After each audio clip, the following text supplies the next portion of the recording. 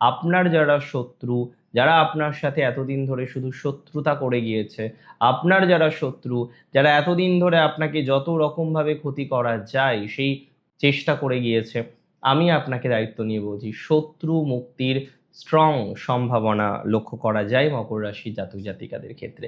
শত্রু ভাগ্য থেকে ইমপ্রুভমেন্ট পাবেন, শত্রু মুক্তির সম্ভাবনাটা মকর রাশির জাতক জাতিকাদের অনেক বেশি তৈরি হবে বা হতে পারে বলে আমি অন্তত পক্ষে বিশ্বাস করছি। দেখুন, আমার বক্তব্য খুব সহজ। এই ট্রানজিট আপনার সাহসকে, আপনার পরাক্রমকে ডেভেলপ করবে।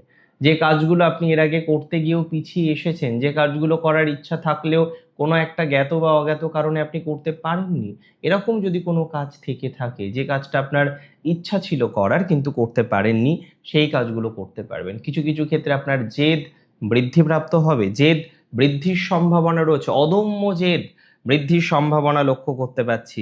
কঠিন থেকে কঠিনতর পরিস্থিতি আপনি ধীরভাবে, আপনি স্থিরভাবে দেখবেন নিয়ন্ত্রণ করতে পারবেন।